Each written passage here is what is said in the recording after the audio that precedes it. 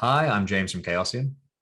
I sat down with Mike Mason, creative director for Call of Cthulhu, and I asked him to explain what it is that makes tabletop role-playing games unique.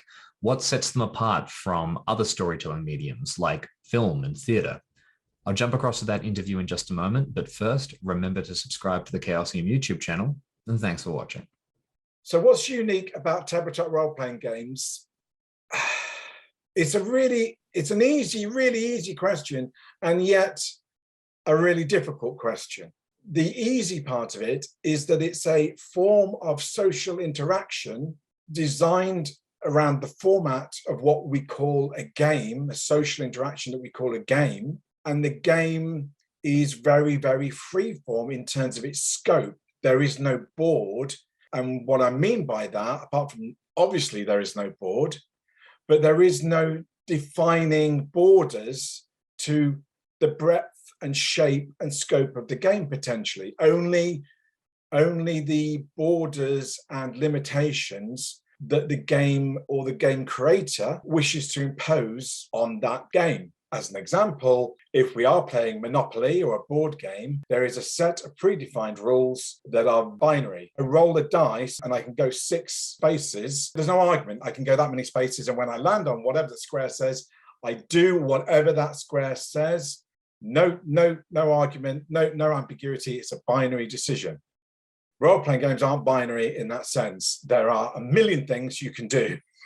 You can roll a dice, and the outcome of the dice roll is not necessarily binary. It's like, did you hit the creature? Well, maybe you did, maybe you didn't, but the creature's going to make a die roll now and see whether you did hit it, or its armor went, or it's etc. And there's all these other added factors in which make it a less non-binary, binary kind of interchange. So what stories are best told through tabletop role-playing games, or what kind of things does the format of tabletop role-playing games allow us to do better from a storytelling perspective? Role-playing games are fundamentally based on the abilities of the players involved to create and improvise their story or their version of the story derived from the information provided by the keeper or GM in another game, or that you all come together to kind of create from scratch at the very start where there isn't a scenario. One thing to remember about, we use this broad brush of calling things a TTRPG, tabletop role-playing game, these days. And in fact, there is no one thing that is a TTRPG. There's actually at least, in a very broad sense, you could divide tabletop role-playing into two to some degree. There is more variation, but I'm just simplifying down. What you would call the fully improvisational role-playing game experience, where there is no scenario really. Maybe at most it's a single line to say, have a game set in the Napoleonic era. I don't know what it would be. There may not even be that much, but literally you gather around the table, there's no preparation. You decide as a group what you're doing within the framework of the rule set you've chosen to use. And with that, that's normally a way of helping you to define what your characters are and their abilities. And then basically you make it all up as a shared communal narrative experience. But there are no surprises. There's no mystery in that game because, well, there is a mystery in the fact that you don't know what you're going to create, but in terms of story plot, you know what the plot is because you're developing it as a group. No one is kind of revealing or making revelations during the game. It's a very consistent narrative in that sense. The other side of the coin is what we tend to nowadays call traditional role-playing games that have a scenario, which is a predefined plot and toolkit, and to some extent a predefined story that you present, or one of you presents to the other players, and they interact with. Now, you can argue that you shouldn't define the story before you role play, because obviously you don't want to railroad the players down that story. But to a larger degree, a pre-written scenario is a pre-written story that the characters are interacting with. The difference being, and the kind of embrace the idea, folks, You change the story by playing it because it becomes your story, and your interaction with that narrative toolkit becomes different and unique to your play experience. Your characters will interact with the story in a very different way to another group's set of characters. And so while, yes, there is a predefined baseline story plot, we would call, as in, this is the villain, this is the bad thing, this is what's happening, and if the players don't do anything, this is what will happen if they don't do anything. That's a story predefined. What we're doing is throwing the characters in, and they are basically disrupting that story in modern parlance to become their story. And so it may not be quite how it is written in the scenario anymore because of the players interacting it. And that's why really good scenarios take into account the players, because the players are what the key focus of the whole thing is, not actually the story. From a technical perspective, in terms of the experience for a player, what does tabletop role-playing games do differently or better than other storytelling formats? That's a really almost impossible question to answer. The real answer is I don't know, but I would say it's hard to create the same experience in a tabletop role-playing game as going to watch the latest Batman film. Yeah, now I can create the plot, I can create the characters, and I can meet the mood halfway. But to be honest, my kitchen table or my Zoom screen is never going to have that atmosphere that millions of dollars of scenery, costume, lighting, special effects will have on my visual auditory senses to get that level or depth of atmosphere in my head. Now, on the converse of that, my imagination is pretty good, and I imagine yours is, and most other people's is. So in a sense, we can create that level of atmosphere, but the issue is we're doing it in this kind of detached environment. We're not looking around and seeing, Gotham. We're not looking around and seeing the Death Star around us to really get that in your pores feeling. We're doing it at a remove, at the other end of the Zoom call, or the other end, or sat around the kitchen table under the slightly dim lights of the kitchen. There's a remove that makes the remove is there. And in one sense, that's good because we're not losing ourselves in the imagination. However, as I'm trying to say, we are reliant on our imagination, and our imagination, just like our vitality, strength, willpower, concentration, will flow and ebb because we're human beings. And on some game nights, it's going to be up there and we're going to be into it, and and our imagination is going to be going, and it'll be virtually like I'm in the Batman film, or I am Han Solo, or whatever, because I can feel it. I can hear the sounds in my head. I can smell, the laser fire. Other nights, I've had a really bad day at work, and I'm really tired, and my imagination is down there, and I'm just tell me what dice to roll. I'm keeping awake because I want to be here, see everyone, but my commitment level tonight is down there because that's life. And that's the weakness of RPGs, and the fact that it relies on us, what we bring to it. We've talked a lot about how tabletop role-playing games are very similar to film and to theater. And I think one of the similarities that we have touched on a little bit is how these mediums and tabletop role-playing games sort of have a script and a product that is kind of separate but the same in a very interesting way. Can you talk about how tabletop role-playing game systems and scenarios and campaigns and material influence the final product of the actual run session of a tabletop role-playing game? Okay, so fundamentally, on one level, they're kind of very similar in the fact you are telling a story through the words you're writing. With a script for a play or a screenplay, the story is nailed down. Yeah, what I write, in theory, somebody will come in and change it probably, but what I write is the story, and that is what you will see as the end result. So when I'm writing it, the Death Star blows up at the end because Luke Skywalker shoots these magic rays through it with his wizard rod. No, that's a different film. But that's what I wrote, and that's what you see on the end of the screen.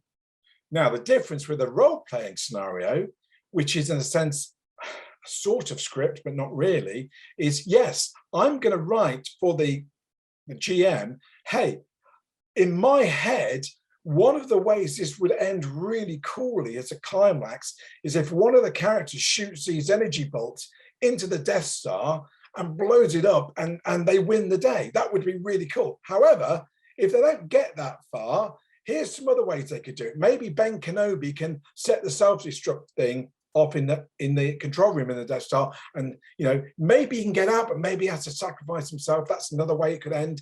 Maybe Chewbacca calls the radio, and a ship appears from the warp full of Wookiees who just completely rip the Death Star apart, or whatever. Obviously, if something changes, the players interact with the story, in a different way that I'm not expecting, or they just want to interact in a different way. The ending is going to change because they've gone a different path. My job in terms of creating a scenario is to try and anticipate that to some degree, because what is a scenario at the end of the day other than a toolkit for the person running the scenario? So my job as a writer is to try and help them to make it as easy as possible to run this scenario, this plot, this story for their players. I don't make it hard work for them. I want to make it easy for them. That's why there's all these little asides, or, hey, at this point, why don't you do this? Or if this happens, here's some ways to deal with it. So that's kind of a fundamental difference between a script and a role-playing game, is that, yeah, on one level, the story is similar, or the progression of the story is similar. The difference is from day one, as soon as the players enter that story, they will change it. It's that whole kind of, if something's observed, does it change? It will change, because they're not just observing it, they're getting their spades out and digging big holes in it. Here's a question then. When you're creating a tabletop role-playing game, who's the director and who is an actor, and what are the different roles that people involved in that process have? Well, the wonder of role-playing games is that you can do a bit of everything. That's why we go back to what I said at the very beginning, or if you look at them in a sense of, they are very versatile, changeable, and malleable. It's a very changeable, malleable art form in that sense. So you can take a pre-written scenario where the playwright has written the scenario, for using the theatre analogy, and you now become the theatre director as the game master, the keeper, because you're interpreting the script and you are now relaying that script to your actors, the players. The difference being is, unlike in a theatre where the director is more of a position of power and, I want you to do it this way and you will interact in this way, and this is how I imagine the scene to be played out, which is the director's vision, helped by the actors to some degree. In some cases, it's a much more, interactive experience, but traditionally, film director, the theatre director, they are in charge, and it's their vision that's going on that you're going to see. In a role-playing game, you take on the director's role, so you're interpreting the scenario and relaying it to the players in your game. The difference being is we're not looking for that traditional director role where you are telling the players how to play the game and how their characters should act, and this is all you're going to do because you're following this script in such a precise way. No, what you're doing is you're directing the game, but you're using the script as I keep saying, like a toolkit to enable you to enable the players to get the most out of it from their perspective. So they are interacting with their characters, and their characters will all act in a different way because they're characters. They all have their different traits or emotions or goals, character goals, as well as their group and team goals in the game. To get to the end of the plot, as it were. But so you are this in a director role effectively, but director only in the sense of facilitating the relationship between the written scenario and what's in the players' heads. Bringing that together is your job. I have just one more question to push this analogy a little bit further. Who is the audience to a tabletop role-playing game? This is the unusual, this is again, one of the unique aspects of a tabletop role-playing game, is the fact that you are the audience. The players are the audience, and players includes the games master, keeper, game moderator, referee, whatever you want to call that person. You are not only creating the experience, but you are equally enjoying and engaging with the experience like an audience would watching a play or a film. It's just that, you know, it's that kind of strange dynamic.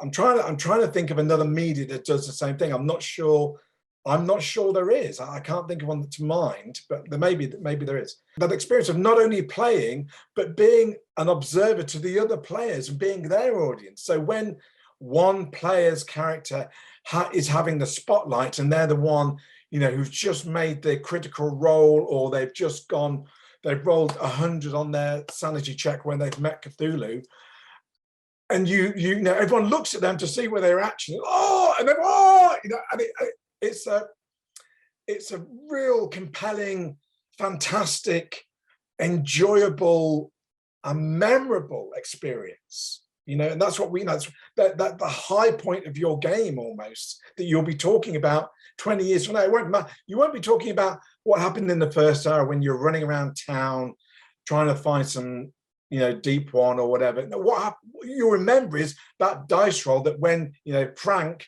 rolled 100 when he looked into Cthulhu's face, and how the table exploded. Everyone just lifted 20 feet in the air and, you know, got a real kick out of it. That's what you're trying to do with a role-playing game, isn't it?